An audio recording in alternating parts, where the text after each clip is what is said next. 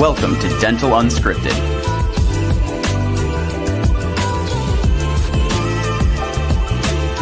where Mike Dinsio and Paula Quinn break down the practice ownership journey, one episode at a time. Starting up, buying, and running a successful dental practice.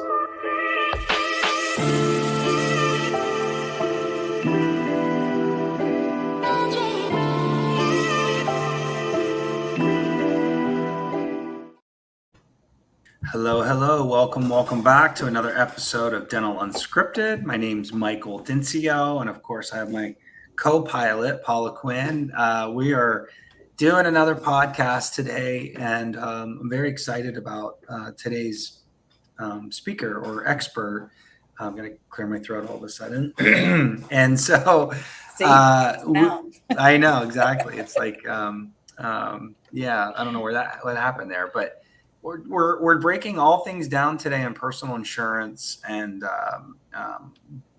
this is like a very big topic for our clients that are doing startups, acquisitions, and I just think it needs a little bit of a hard press, because the environment where lenders used to require this stuff, they're starting to get more and more relaxed about their requirements for the loan, but the truth is you need this stuff whether the bank's requiring it or not. And so I think that today's topic is fitting, and we have the pleasure of interviewing and talking to Stephanie Pearson, the co-founder of this group, Pearson Ravitz, which is part of Earned Wealth group. And she is all things life, business overhead, and personal disability. And I know you guys hear about this stuff in college and all the things, but it becomes way more important as we approach a dental acquisition. So Stephanie, welcome to the show. How you doing? Hi, nice to meet you. Thanks for having me. Yeah, of course.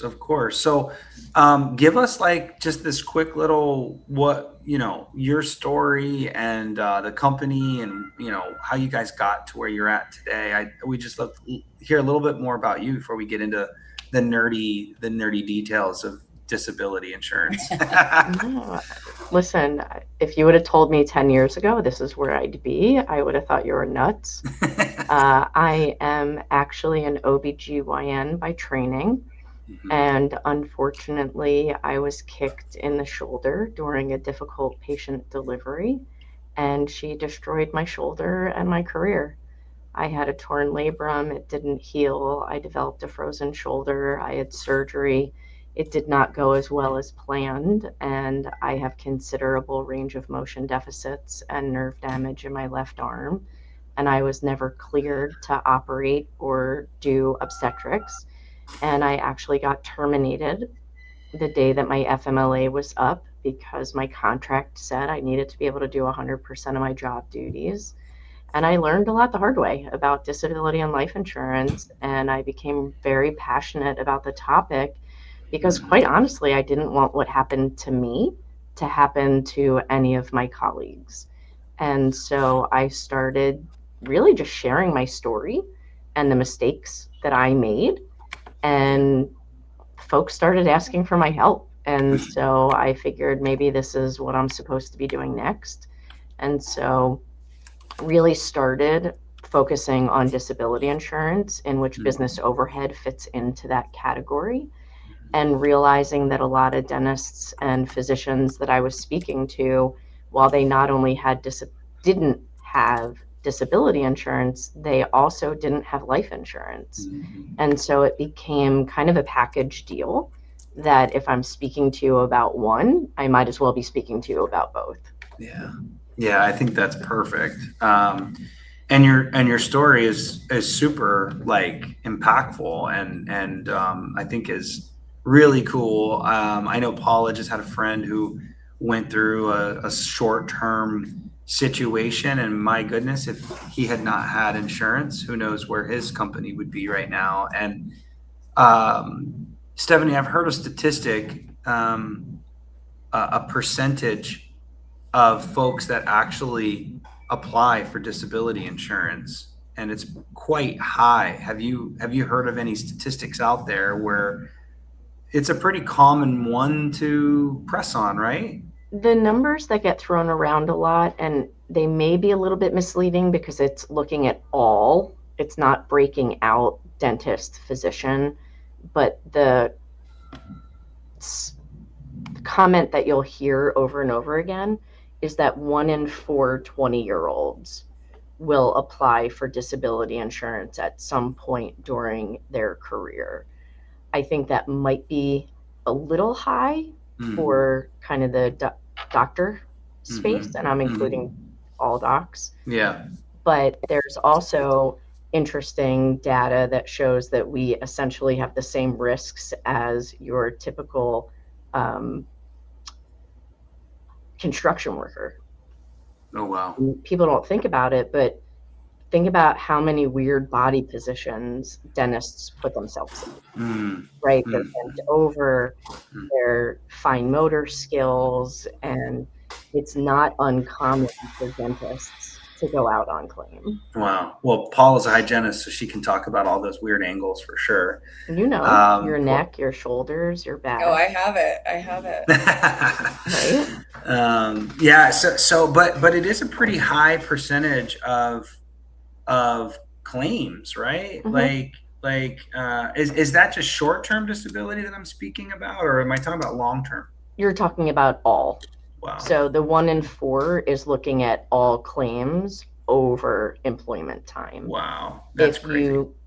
It's hard for insurance companies to give you real data because they'll say it's proprietary, but most of the actuarial data coming out will say that there are more short-term claims than long-term claims.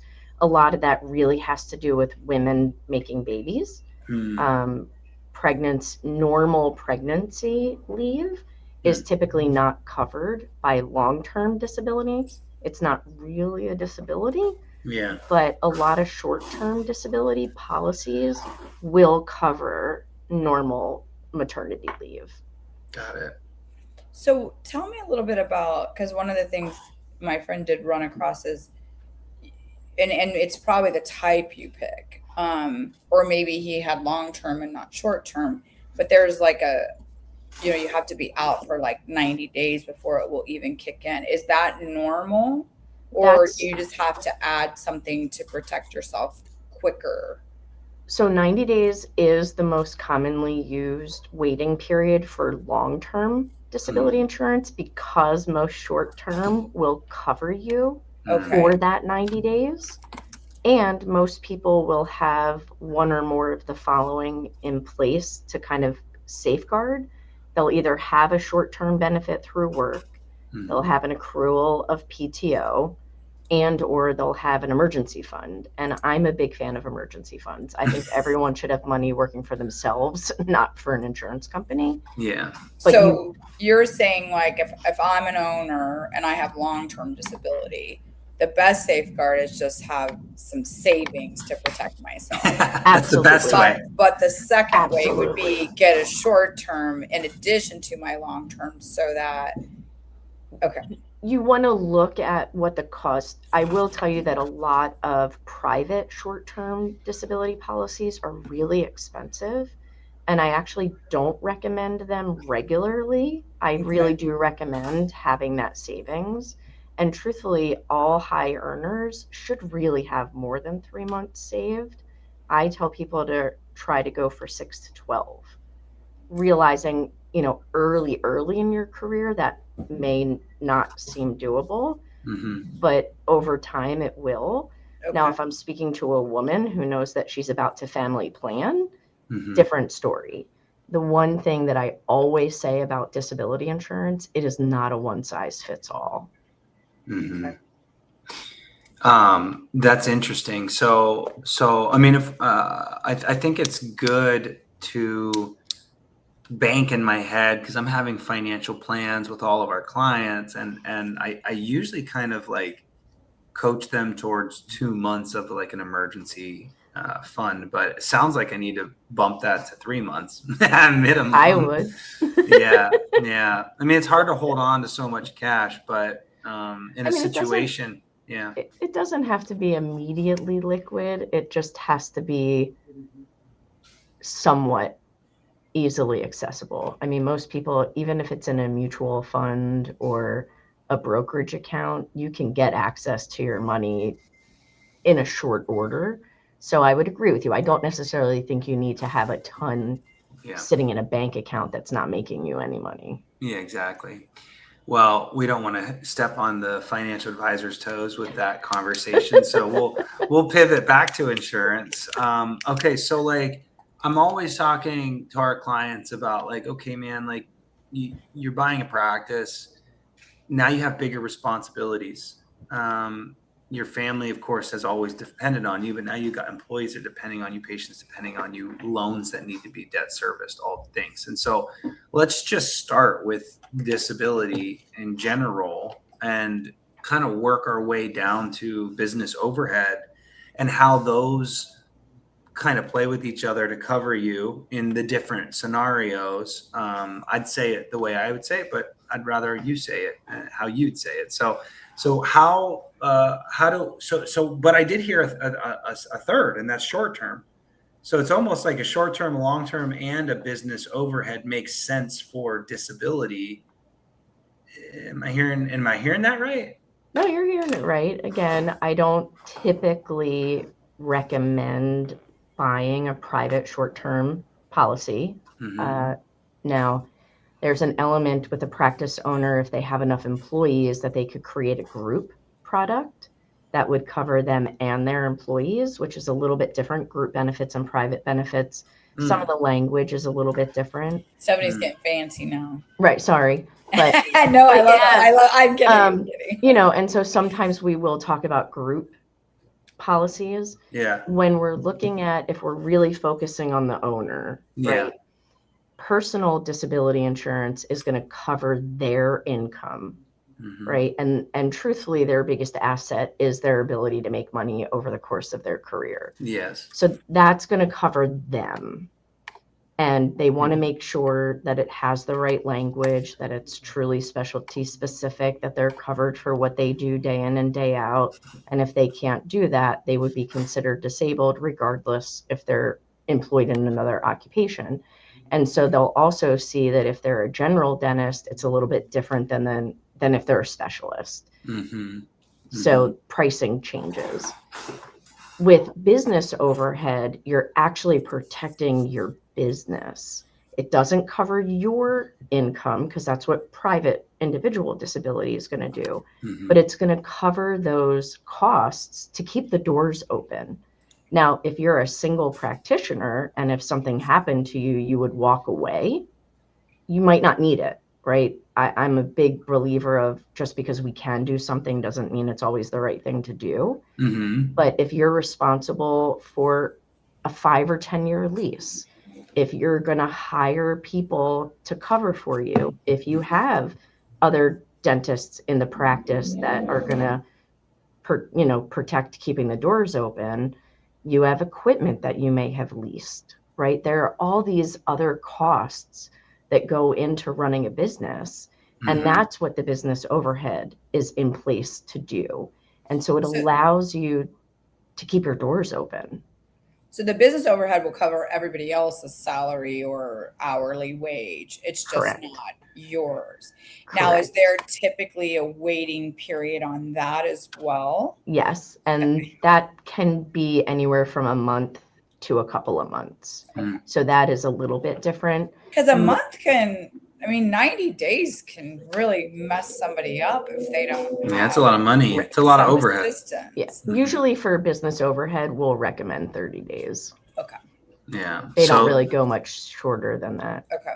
So back to that cash savings of 2 months of overhead, but I heard you say that it does cover the associate doctor, dentist. It'll cover associate incomes. It'll cover equipment. It'll cover leases. And then they have a line by line item. Like utilities, like any expenses that. Right. What about loan payments? So it'll cover certain loan payments. Typically for business overhead, you can get up to 3 loans covered. There is a maximum amount. And of course, right now my menopausal brain is kicking in and I can't think of what the cap is.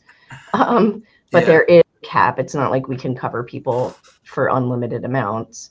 Okay. And then you're also, for leases, it covers that, but that's another place where you were bringing up bank issues.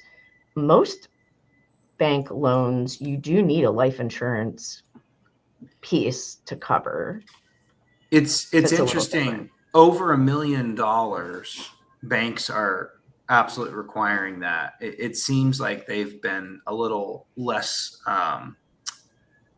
aggressive, I suppose, or less needy on loans less than $1 million. And it just depends on which bank you're talking about too. So I've seen it kind of have some thresholds of when they would need certain things and not. So, but I do want to make sure that we're pinning this in our minds. So the normal, the big practice loan, the big one, the one that they're buying the practice for, that could be covered under business overhead insurance. Yes.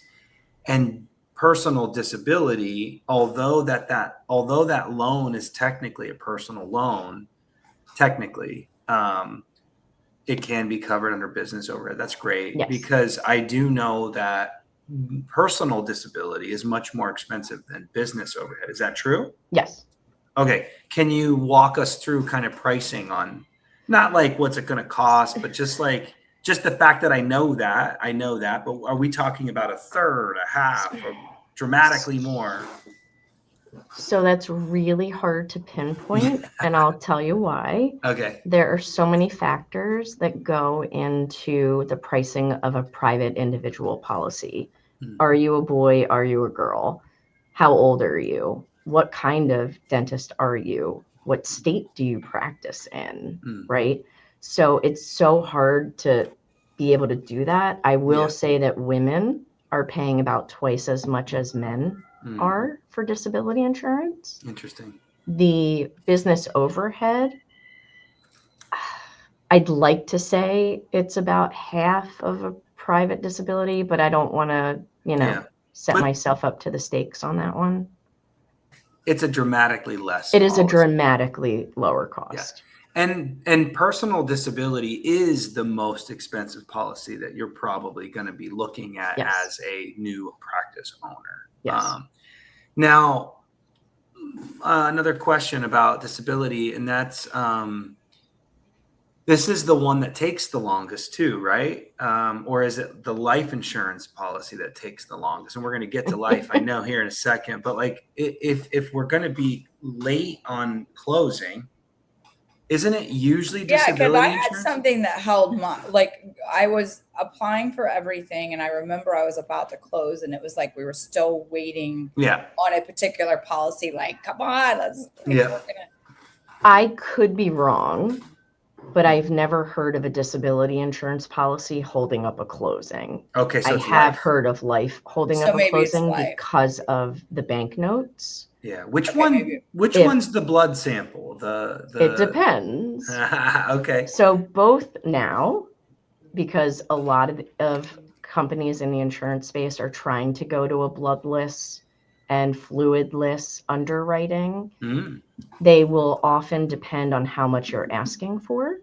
And so a lot of the disability insurance companies now, if your ask is for less than $10,000 a month, you usually can forego any fluids.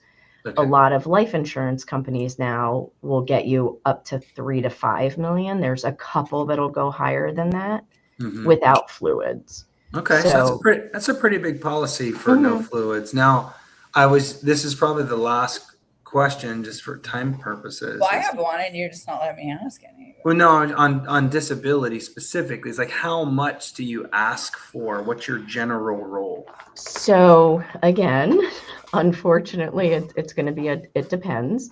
So for there's 5 traditional carriers that'll give us the language that we really want. Most of them, if you're a dental resident, you can qualify for $4,000 a month in benefit. If you are new to practice, we can usually get you $5,000 to $6,000. All of those are without the carrier looking at how much money you make. Okay. So in theory, what I heard you say is somewhere around $5,000 you could kind of lay up into fairly easily. Correct. And then outside of that time zone, the way that the carriers will dictate how much you get, so this is for owners and their dentist employees, it looks at how much money do you make, what group benefits, if any, do you have, because some of these bigger dental practices will also create group disability policies for their employees. And then the carriers spit out a number. It's all based on internal algorithms. So it's not like you can say to me, Steph, I want $15,000 a month in benefit. I'm willing to pay for it. If the math doesn't work, the math doesn't work. The carriers dictate all of that. Got it. And like, okay, so like philosophically, I have now a practice loan and a business and a personal life, and hopefully a personal a life outside of my business. And so something happens to me, I got to pay my mortgage and all my personal stuff. I also need to pay my obligations at work, all that. So like, that's why you need both. I was just going to say, so like the personal disability policy cover, you should think of it as covering your family, your personal situation. Thank you, Paula. I got that. But like some people use it to cover their business loan if they don't have business overhead insurance. So there is and then they have less for their family. So now we see where you're going. But so you guys didn't let me get it out before you started making fun of me. So what is like the most appropriate structure then? I mean, personal disability, business overhead, and then you're covered in all ways, or yes, that's the right way to do it. That's the right way to do it. Okay. And then from a business overhead perspective, you guys are looking probably at the profit and loss. So the client would need that. Yeah. Correct. The carriers will ask for your profit and loss statements usually for 2 years. And then again, they're going to tell us what you qualify for or not. Those participation limits are much higher. We can get much more coverage and business overhead than we can for a personal policy. Got it. Paula, what was that question did you forget about it? Yeah, correct. Okay. So like the more money you make, the more you're going to want to be covered for, but at the same time, you can't always get that much. Do you run into that conversation a lot with your clients? We do. Thankfully, not too much, just because of the way the algorithms work out. But every carrier does have a maximum, what they call participation limit. And so you can only get X dollars from one policy. And there's a misconception kind of floating around that I hear a lot, that we should be able to get 60% of our incomes covered. The goal is to try to get to that 60-70% mark. But interestingly enough, the super high earners actually get penalized because, as I mentioned, they're only going to give you up to a certain amount. So if the more you make, it turns out kind of the less we can actually get covered. But then you're looking into what we call the non-traditional carriers. So like the Lloyd's of London and other carriers like that, where they cover the very wealthy and the hard to insure. So that's kind of how they risk mitigate. So it's not that I shouldn't speak in definitives. I don't think that I have ever had somebody that I couldn't adequately cover. It just may be in different buckets with different designs. Got it. That makes total sense. Okay. Perfect. I think unless there's anything else, disability. Yeah. Oh, you're done with, you're going on to life. No. Yeah. What else? Yeah. No, are you going on to life? Is that where you're going? Yeah. I was gonna pivot to life. Yeah. I was gonna say just one quick, make sure that when you're looking at your private individual policies that they have all of the riders that you need. So it's not just the base benefit. You're also looking for inflation protection, catastrophic protection. Words are hard sometimes.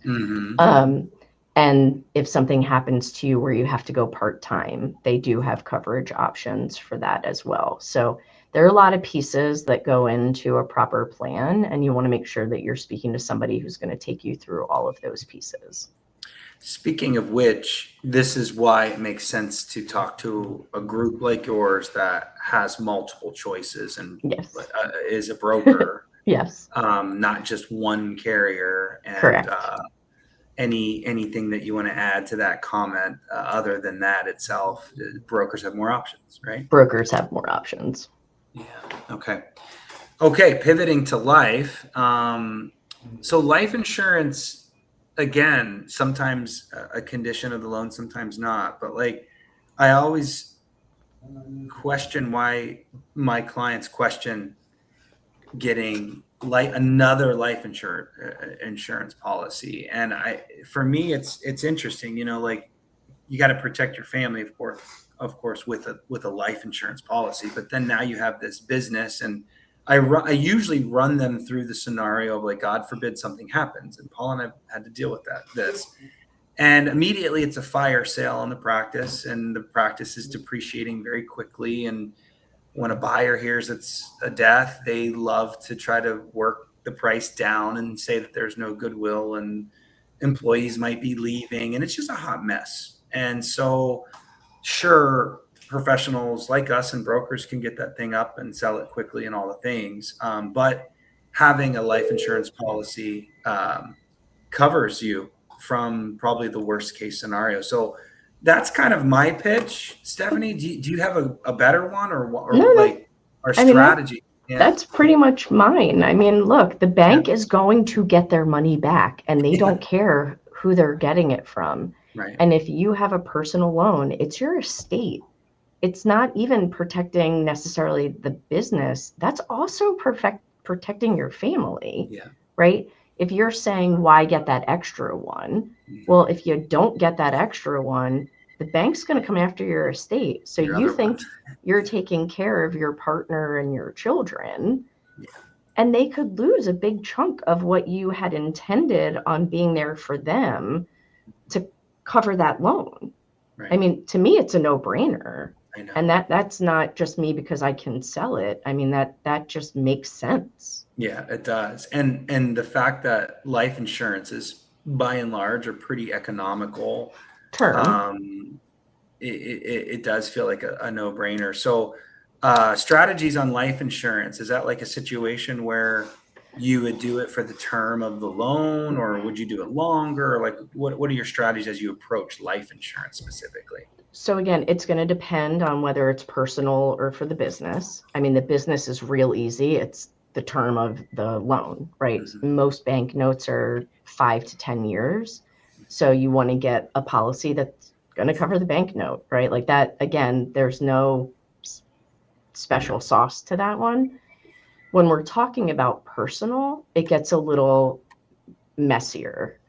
There are super complicated calculators out there that take into account everything from income to the average cost of a funeral where you live. I'm kind of a keep it simple, stupid person, right? You've heard of that. And if you talk to a bunch of financial people, I have found that you hear two paradigms kind of over and over and over again for high earners is you should either have $1 million a child or 10 to 15 times your income and then roll in debt that wouldn't die with you. So mortgages, small business loans, educational private debt that somebody had to co-sign. And I will often tell people, check with your lender.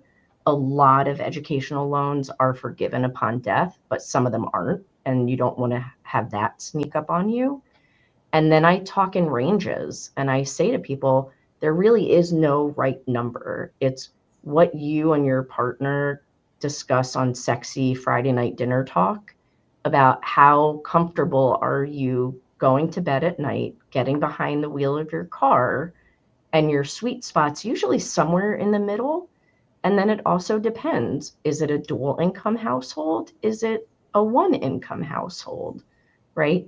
What are their plans for the future, right? We might be able to talk, oh, I have one child now, but I then say, if life were fair and you got everything you wanted, how many kids do you want, right? And kind of plan that way. So again, because I insurance hate saying it is more depends. expensive as you get older. So Correct. yeah. Correct. What about whole versus term when it comes to just individual? I know I'm probably opening up a can of worms, but No, it's good. now we're not talking, do you still look at it as like, for instance, my kids are older. Michael and I have talked about this before. He's like, we don't have to worry about them, but I do, I don't like, number one, I'll be leaving some debt behind, I'm sure. Number two, you want to, if you want to leave something, so what do you usually recommend? I mean, it's probably different as you're younger, like you said, in your family planning, and it looks a little bit different versus as you get older, but just kind of rule of thumb on term versus whole. So again, this is my humble opinion because I'm going to piss off a lot of people. Okay. When we do that on here. It's called unscripted for a reason. When I talk to young people having early family planning, early career, personally, I think term is all you need. If you think about why do you want your life insurance? What's the purpose of your life insurance, right? For most young people, it's raising our kids, getting them out of the house, and getting them educated. So that's a finite period of time. Yeah. And term is so much less expensive that to me, it makes sense that that's all I talk about. For me, and I will tell you, a lot of dentists and physicians are kind of hardwired. We're indoctrinated from an early time that permanent life insurance is the devil. I don't think it's the devil. I think that there's a time and a place. I think it is incredibly useful for super high earners who may need the estate tax help. It may be useful when the kids are out of the house because you shouldn't need as much, right? Like if I'm telling you, you should have, and I'm pulling a number out of the sky, right? You should have $5 million in life insurance while your kids are at home. Well, once they're out of the house, you're not really going to need $5 million in coverage. But at that point, you might want a definitive death benefit. As long as I pay my premium, that death benefit's going to be there the day I die. That's when I start talking to people. The other thing is I really like convertible term. So there's term life insurance that will give you the opportunity before the end of the term to take a piece of it and convert it to a permanent product. And they have to give it to you at the health class you got the term at. So for folks, right, we're not getting healthier. We're just not. We're getting older. We're getting sicker. And this is like the salesiest thing I ever say, and I just can't think of a better way to say it, but it guarantees your future insurability. So God forbid something horrible happens to you in that 20-year term, in that 30-year term, where you might find premium isn't going to skyrocket, or worse, you're not going to be denied. Correct. So I'm a big fan of convertible term. It's only a little bit more expensive than the straight term. And do you lose much of the value on that conversion? How do they do that? Like if I'm covered for $2 million and it's got a convertible part to it. It's a completely separate entity because most people aren't going to convert the whole thing. They may just pull out 250 or 500, right? And then they'll base it on how old are you now? How much do you want? But it's at the health class you got umpteenth years ago. Yeah. Right. As opposed to what would it be now 15, 20, 25 years down the road. And you're saying they utilize that more of like the death kind of pay. It'll pay for all that stuff. Right. So, yeah. Because then you have your definitive death benefit. If you want to leave, look, the hope is that people become self-insured, right? That you've created enough wealth that you don't need insurance, that if God forbid you pass away, you have enough in your estate to do what you want for your children, right, or charities or whatever That it is you makes want sense. to leave money to, right? That's the hope. It's kind of like you talking earlier, have 3 to 6 months savings. Right. Right. You're just giving it away just in case rather than. Right. And so, it all comes down to what is the purpose of the insurance that you're buying. And there's always going to be somebody out there who's willing to sell you more than you need or more than you want or something you shouldn't really think about. Yeah. I love that. I'm just not like that. Yeah. I like that, Stephanie. Thank you. Thanks. I try. I was Okay. a little selfish. I was asking. I love it. No, I really appreciate you breaking down those 3 policies. Those are the most important. Those are all you do. That's enough. And you are the expert on those 3. And so appreciate you being on. Any final kind of comments, last things? I mean, any little tidbits that we can close on. If you are doing dental residency, some of the carriers offer discounts that if you capitalize on and secure a discount early, it stays on your policy forever. And so every dollar of insurance that you purchase becomes discounted. So I always urge folks to do this stuff before they finish training. And for women, you want to get it in place before you try to get pregnant the first time. These disability insurance carriers look for very many reasons not to cover pregnancy. And as a former OBGYN, that stuff's very important to me. So those would be my 2 big final words. I love that. That's perfect. Thank you. Well, folks, if you had any questions about those 3 policies, answered, done, we're good to go. We can move on to the next topic. So thank you so much, Stephanie. Thank you. Appreciate you. Your story's cool. And I think we understand the kind of person and salesperson, quote unquote, we've got on the other side. So folks, if you need anything in those 3 departments, Stephanie's your go-to. Her description and resources will be below. So thank you so much. And as always, folks, please subscribe, do all the things, review. We appreciate it. And we'll see you on the next pod. All right. Bye. Have a great day. Thank you, guys. Bye-bye. Bye.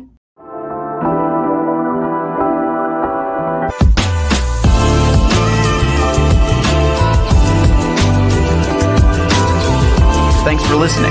Let us know how you like the show. Rate us on Apple and Spotify. Subscribe and follow for more.